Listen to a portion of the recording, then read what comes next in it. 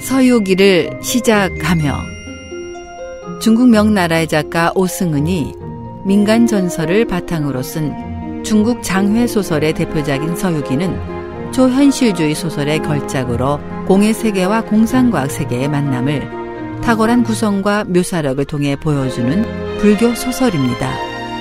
작품 내용은 주인공 손오공과 현장 3장의 탄생, 당태종의 지옥팔령 및 서천으로 경을 구하러 가는 여행으로 구성되어 있으며 손오공이 72가지 둔갑수를 부리며 구름을 타고 단번에 10만 8천 리를 비행하는 대활약에 힘입어 삼장법사 일행이 차례로 악의 상징인 수많은 요괴를 물리치고 경전을 가져온다는 기상천외한 줄거리입니다.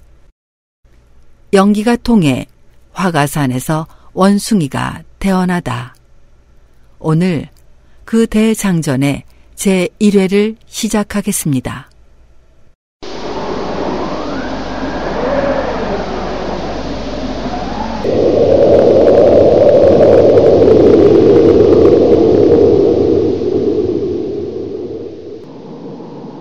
혼돈 속에 하늘 땅이 뒤섞여 망망한 우주에 인간조차 없더니 반고가 천지를 개벽한 뒤로는 맑은 것과 흐린 것이 갈라지고 중생을 담아 어질물 따르게 할제 만물은 알맞게 창조되었네.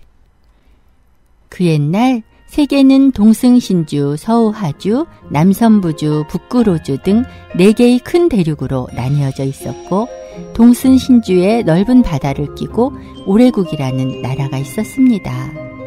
그 바다 한가운데 열대륙에 시조여 삼신산의 뿌리가 되는 화가산이 우뚝 솟아 있었지요. 그 산은 맑은 기운과 흐린 기운이 갈라질 때부터 솟아나기 시작해 완성된 신비로운 산이었습니다. 그 정상에는 높이가 3장 6척 5치, 둘레가 2장 4척이나 되는 바위 하나가 쫑긋이 서 있었지요.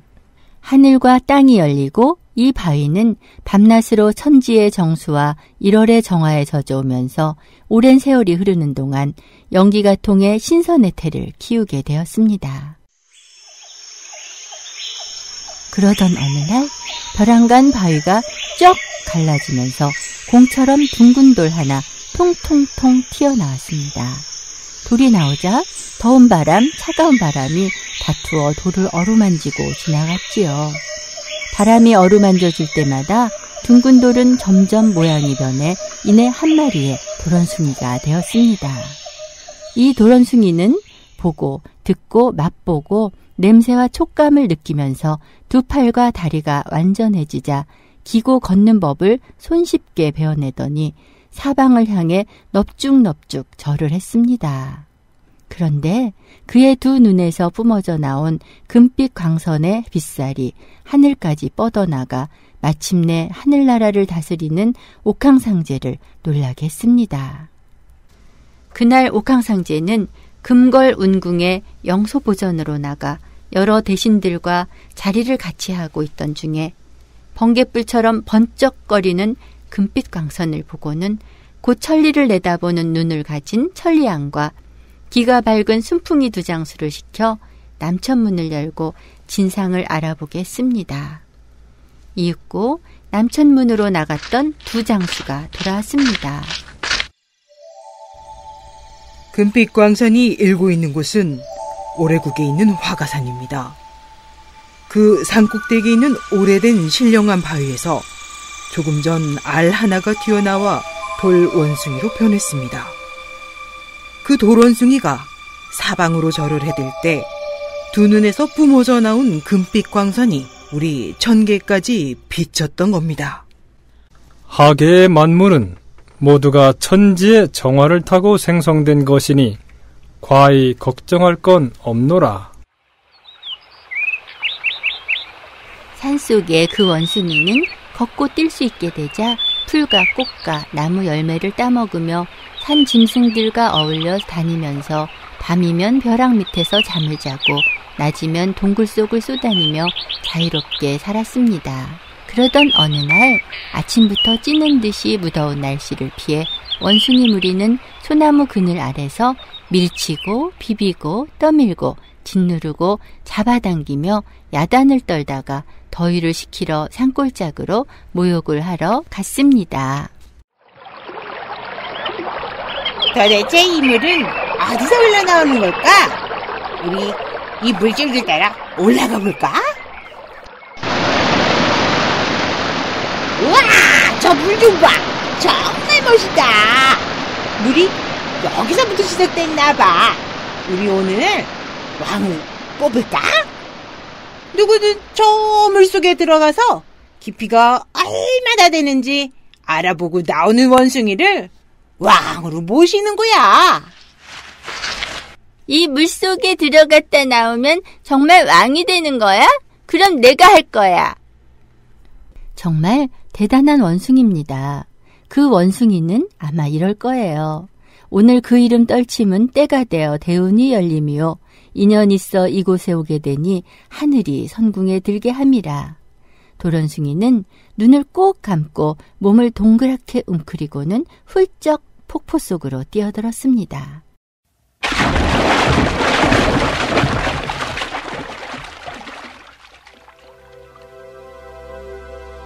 눈을 떴을 때 소용돌이 치는 물결은 가무덥고 그곳엔 납작한 철판을 엮어 만든 다리가 놓여 있었지요. 그리고 그 밑으로 흐르는 물이 맞은편 바위에 부딪혀 거꾸로 떨어져 내리면서 다리 어기를 가리고 있었습니다. 조심조심 다리 위로 올라가 보니 다리 너머 맞은편은 마치 사람이 사는 집처럼 훌륭했습니다. 그 모습은 이러했지요. 녹음 방초 우거지고 흰 구름 유유히 떠도는데 창문 없는 굴 속엔 정적이 깃들고 반드러운 걸상 위에 꽃무늬가 돋치었다. 종류동굴 군데군데 진주보석 주렁주렁 구석구석 희귀한 꽃 망울져 피어있네. 벼락 밑 부뚜막엔 불뗀 자국 역력하고 몇 그루 푸른 소리 둘러선 그 모습 완연히 아담스런 인가구나. 도런숭이는 기쁨에 겨워 껑충껑충 뛰다가 다시 몸을 동그랗게 말고는 물 밖으로 뛰어나왔습니다.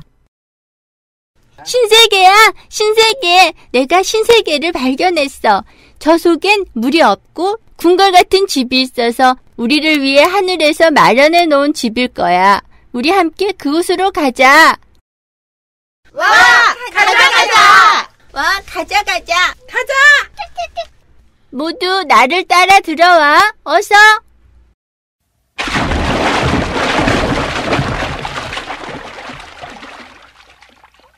대담한 녀석들은 곧바로 물속으로 뛰어들었고 소심한 녀석들은 망설이며 목을 움츠리거나 길을 잡고 볼을 극적이며 소리를 꽥꽥 질러대더니 잠시 후엔 모두 따라 들어갔습니다.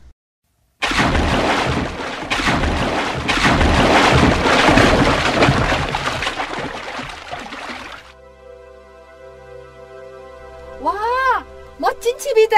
우와, 정말 멋진걸. 이 침대는 내 거야. 그럼 이건 내가 가질래. 아니야. 그럼 내 거야. 여러분, 원숭이는 신의를 모르면 착함을 잃는다고 했어. 여러분은 누구든 이 속에 들어왔다 오면 그를 왕으로 모시겠다고 했어. 나는 이 속에 들어왔다 나갔을 뿐 아니라 이런 훌륭한 보금자리까지 마련해 주었어. 그런데도 왜 나를 왕으로 추대하지 않는 거요?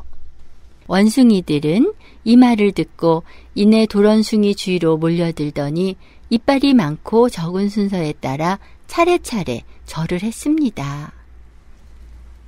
천세대왕님, 천세대왕님, 천세대왕님. 천세대왕님. 천세 천세 만세 만세 만만세. 이때부터 원숭이들은 도런숭이를 아름다운 원숭이 왕이라는 뜻의 미우왕이라고 불렀습니다. 그것을 노래한 시가 있지요.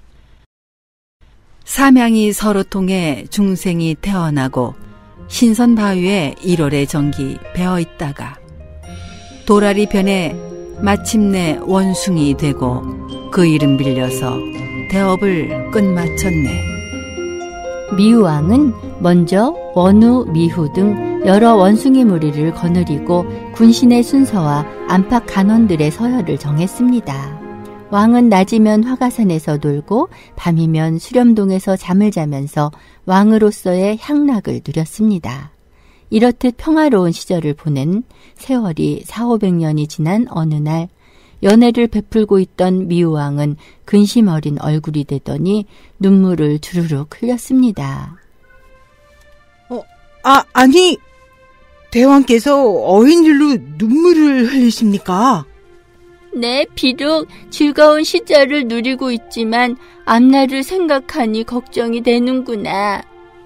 대왕께선 걱정이 과하십니다.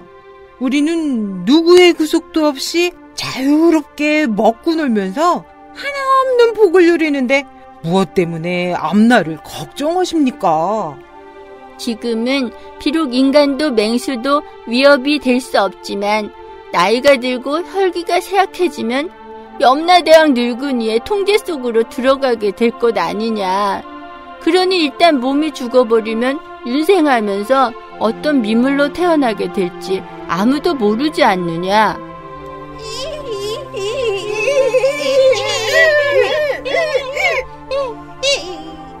이때 등짝이 넓은 원숭이가 미우왕 앞으로 왔습니다. 대왕께서 앞날을 염려하신다면 그것은 도를 향한 마음이 생긴 것입니다. 지금 모든 동물 가운데 세 종류만 염라대왕 늙은이 통제를 받지 않는다고 합니다. 그 세 종류가 무엇이냐? 부처와 신선 그리고 신성이랍니다. 이들 셋은 윤회에서 벗어나 태어나지도 죽지도 않으면서 하늘 땅과 수명을 같이 한다고 합니다. 그들이 살고 있는 곳을 아느냐? 그들은 남섬부주에 있는 오래된 동굴이나 신령한 산에서 산다고 합니다. 미우왕은 바로 원숭이들에게 뗏목을 만들게 하여 그들의 전송을 받으며 홀로 망망한 바다를 향해 힘껏 삿대를 저었습니다.